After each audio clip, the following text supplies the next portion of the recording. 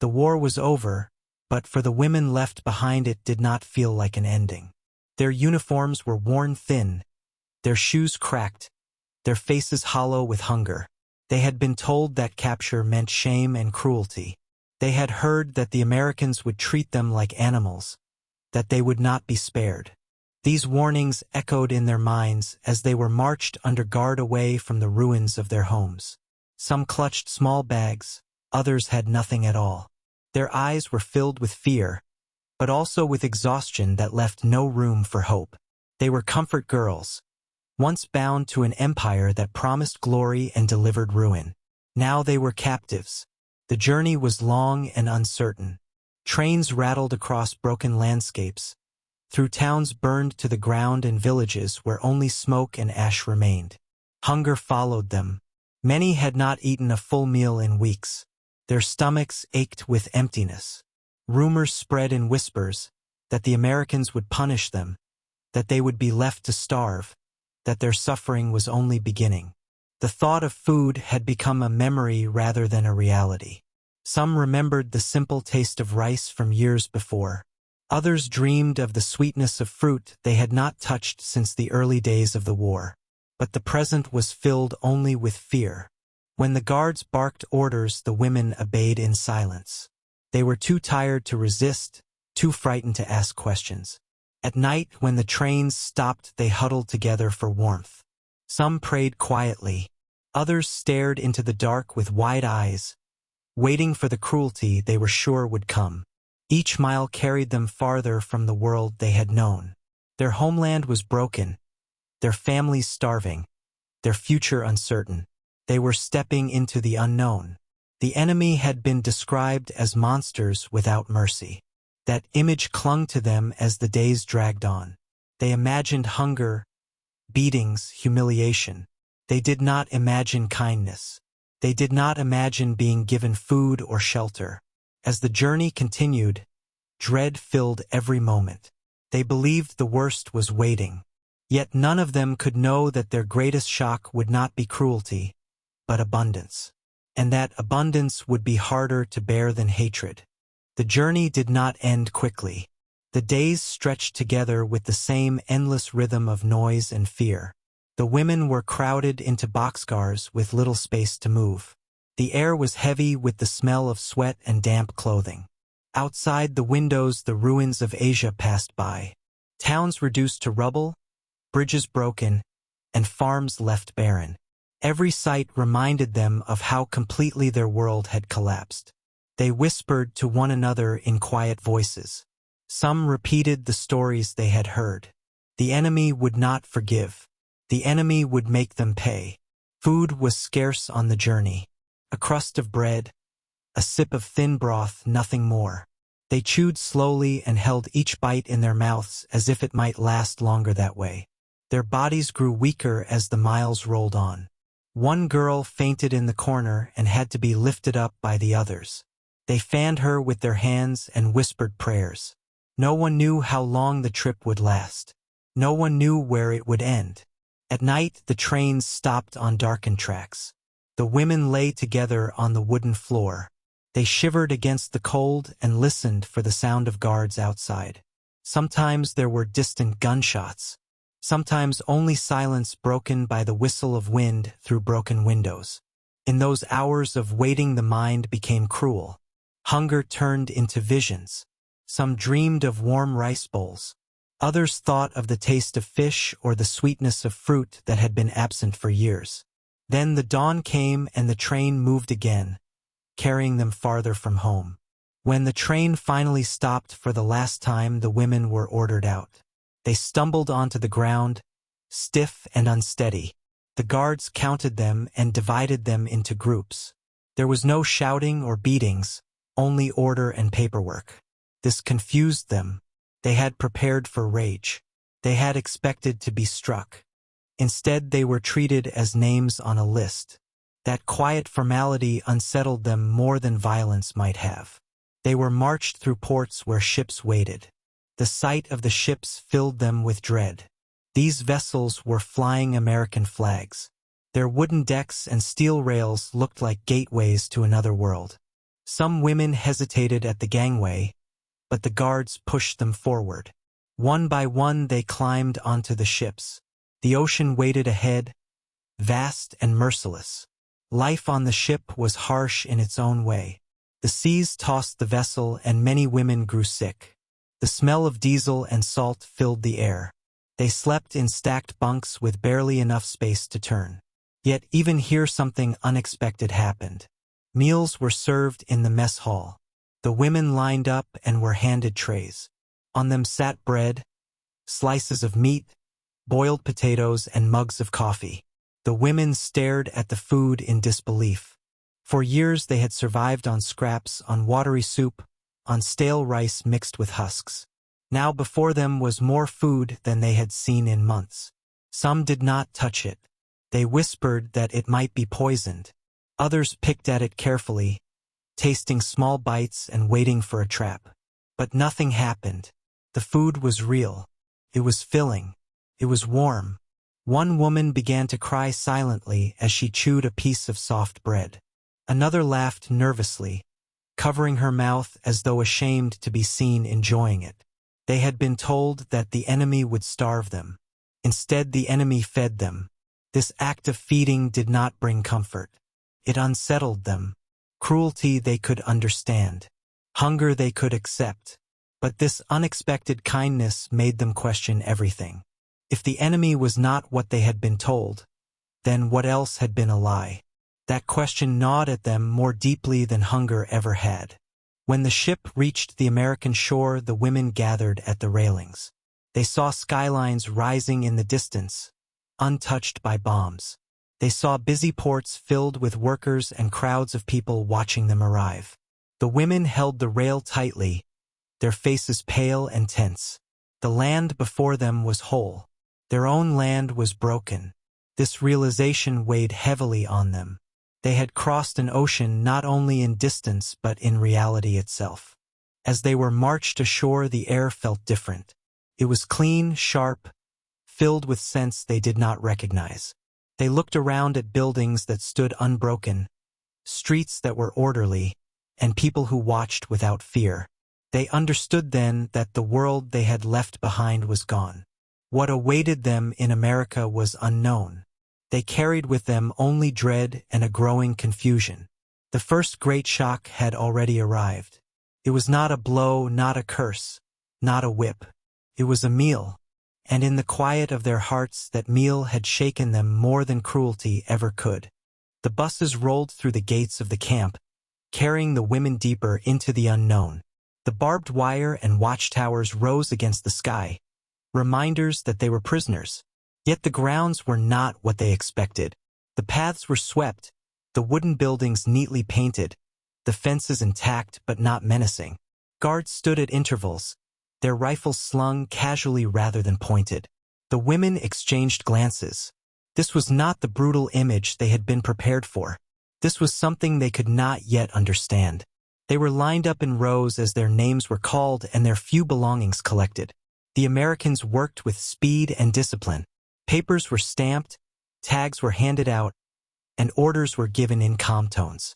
No blows, no jeers, no mocking words. The women stiffened with every step, bracing for humiliation that never came. They were directed toward a low building where steam rose from vents in the roof. Whispers rippled through the line. Some said this was where the cruelty would begin. Others muttered that this was punishment disguised as order. Inside the building, they were told to undress and handed towels. Their hearts pounded. Fear gripped them as they stepped into tiled rooms where water hissed from pipes. Each woman received a bar of soap, white and heavy, with a faint scent of flowers. They turned it over in their hands, confused. Then the showers released streams of hot water. The heat shocked them. Dirt and lice that clung to their bodies for months washed away. Some laughed nervously, others cried openly. For the first time in years, they were clean. The fear of humiliation dissolved into something stranger. They were not broken. They were restored. That kindness unsettled them more than cruelty would have. When they stepped out wrapped in clean garments, they were led to the mess hall. The smell of food reached them before they entered. The women froze in the doorway, their senses overwhelmed. Tables stretched across the hall, trays lined with potatoes, carrots, meat stew, and soft rolls that gleamed with butter. Steam fogged the windows. The aroma was thick and heavy. It clung to them and filled their heads with confusion. They had braced for insults, for scraps, for punishment. Instead, they were invited to eat. The guards motioned them forward. They moved slowly, as if walking into a trap. A cook in a white apron filled their plates with spoonfuls of stew, slid bread across the counter, and poured mugs of coffee. The women accepted the trays as though they held something dangerous. Some stared at the food in disbelief. Others looked at the cooks without meeting their eyes. The sight of abundance in the hands of their enemy was almost unbearable. They sat together at long wooden tables. The first spoonfuls were taken with hesitation. One woman pressed her hand to her mouth, ashamed of the taste that filled her tongue. Another swallowed quickly, then stopped as though guilty of some crime. A third lowered her head, tears sliding down her face as she chewed. Around them silence hung heavy, broken only by the scrape of cutlery against tin. In Germany their meals had been nothing but black bread, watery soup, and scraps of root vegetables. Here in the camp they were given more in one meal than they had seen in weeks. The guards walked up and down between the tables. They did not mock or threaten. Their eyes carried only indifference, sometimes even curiosity. One young soldier passed with a crooked smile, not unkind, but unsettling in its simplicity. The women had prepared themselves for hatred. They had not prepared themselves for civility. That civility was harder to endure than cruelty. It forced them to see their enemy not as beasts but as men. And in that realization lay a wound deeper than hunger. As the days passed, the shock did not fade.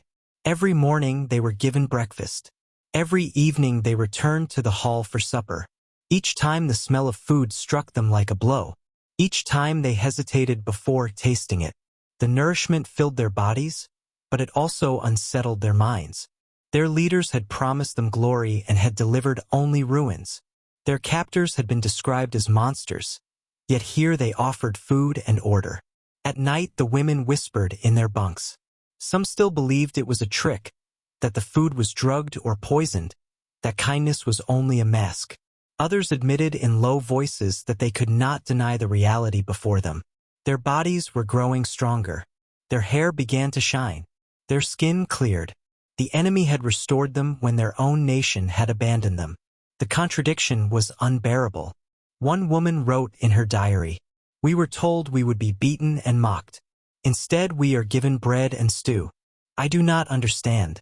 I feel shame when I eat. I feel weaker from kindness than I ever did from hunger." Her words captured what many felt but could not say aloud. The cruelty they expected never came. In its place stood something that forced them to question everything. The greatest shock was not captivity. It was the food. Food that filled their stomachs, restored their strength, and destroyed the lies they had been told. Each bite carried a weight heavier than chains. It was not the punishment they feared. It was the unbearable burden of being treated with dignity. And in that burden a new conflict was born, one that no soldier could prepare them for. The days inside the camp soon began to follow a rhythm. The morning bell rang and the women lined up for breakfast. The meals were simple but heavy. Eggs, bread, porridge, sometimes fruit. For many of them it was the first time in years that they had eaten until they were full. Their stomachs, once shrunken and weak, now grew stronger. The feeling of fullness was strange. It made them uneasy because it reminded them of all those at home who were starving. They ate but carried guilt with every bite. After breakfast they were assigned to light duties.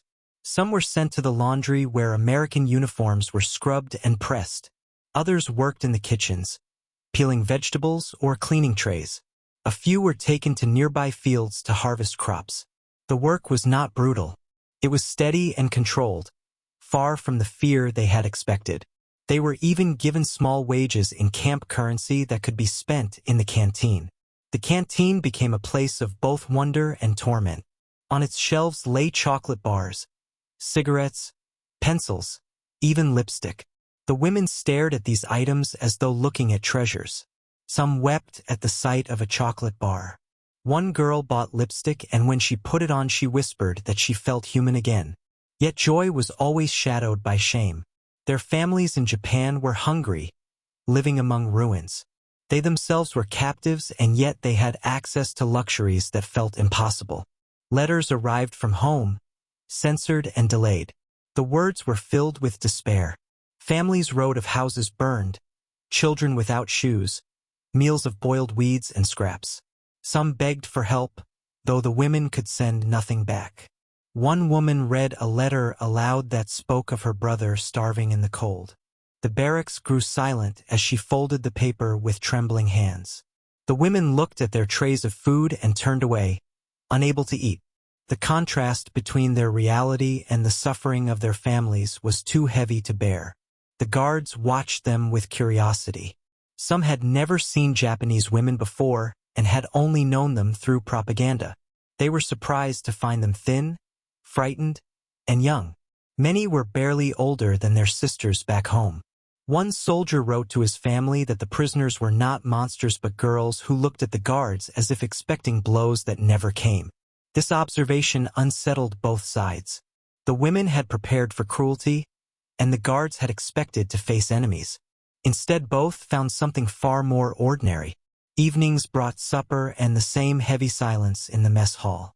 The food was abundant and filling. Meat stews, bread with butter, vegetables, coffee. The women ate with slow movements, torn between hunger and shame. Some whispered prayers before each meal. Others stared at their food as if it were both a blessing and a curse. They knew that back home their mothers boiled weeds and their brothers scavenged for scraps, while here the enemy gave them more than they had ever imagined. At night, the barracks filled with whispers. Some women hid pieces of bread under their pillows, still convinced the kindness could not last. Others confessed in low voices that they no longer knew what to believe. Their leaders had sworn the enemy would treat them like beasts. Yet the enemy gave them soap, food, and wages. This contradiction was harder to endure than beatings. Hatred was simple. Dignity was unbearable. One evening after a long day in the fields, they returned to camp as the sun set. The sky glowed with gold and the air smelled of cut grass.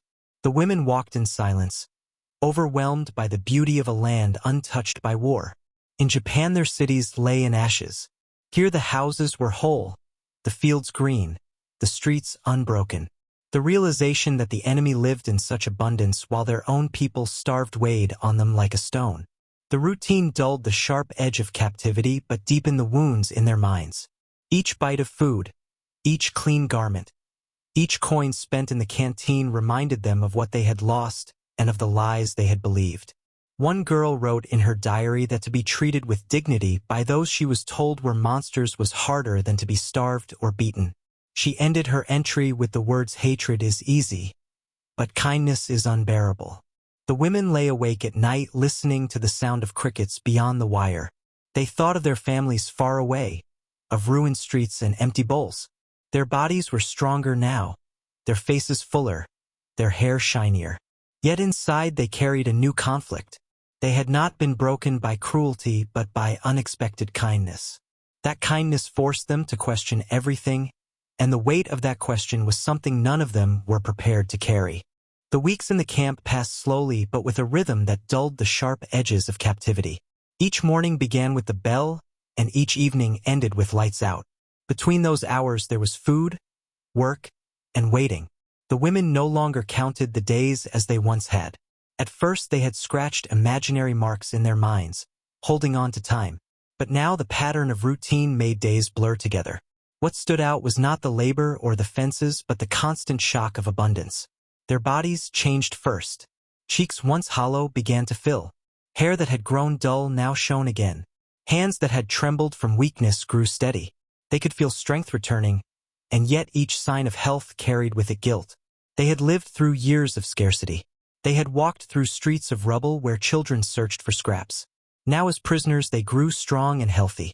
The thought made them uneasy, for it meant the enemy gave them more than their own country had.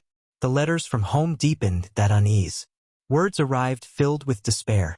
Mothers wrote of boiling weeds for soup. Brothers begged for clothing or shoes. Homes were gone, burned or bombed to dust. Some families no longer had roofs, living instead in cellars or among ruins.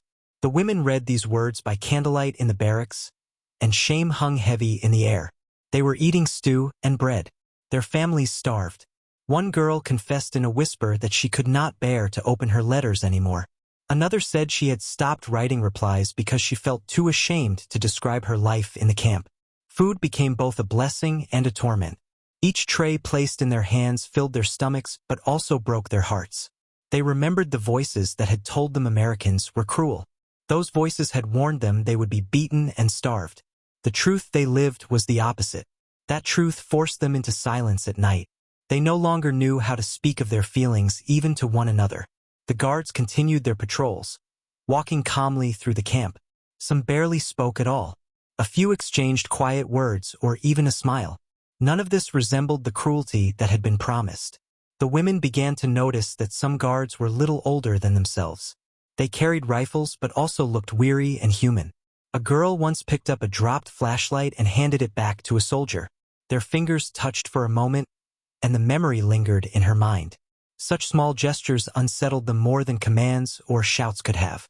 Music drifted through the camp at times. A soldier hummed while on duty, and one of the women recognized the melody. Without thinking, she hummed along. The sound of voices, one American and one Japanese, filled the air for a brief moment before silence returned. No one spoke of it afterward.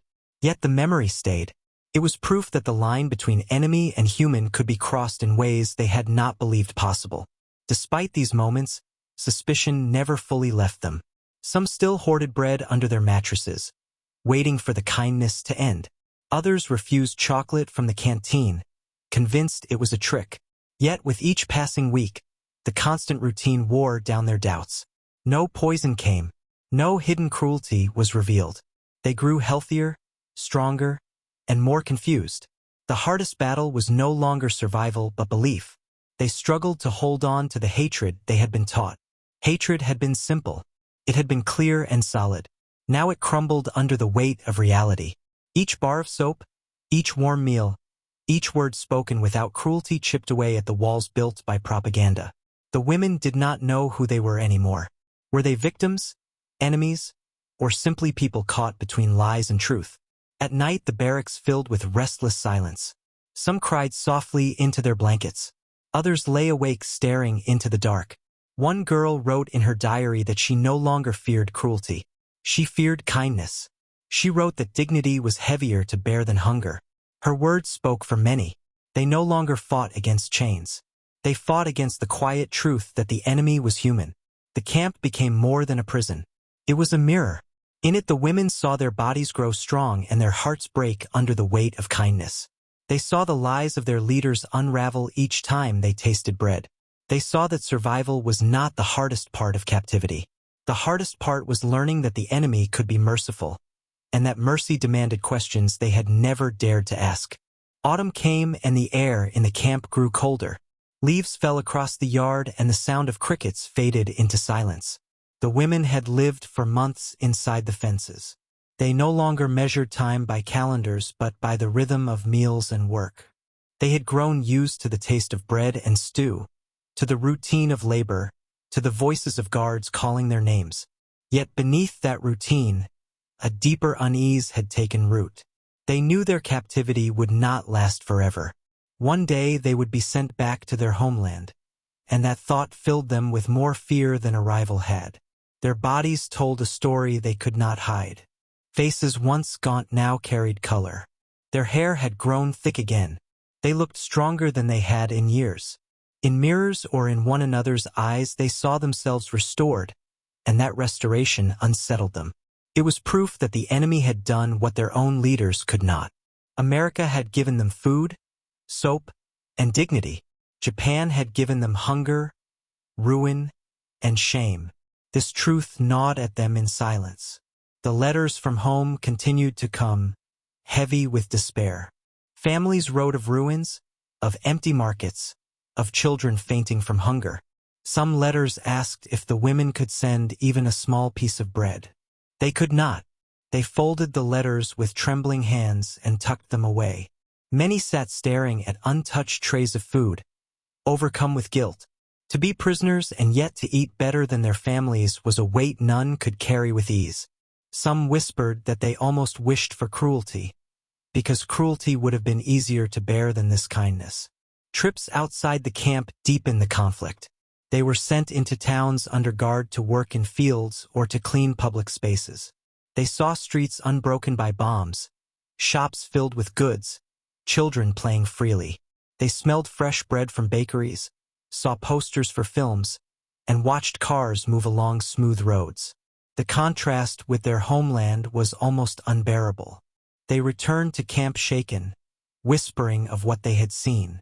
One woman said she could not believe such a world existed while her family dug for roots in the soil.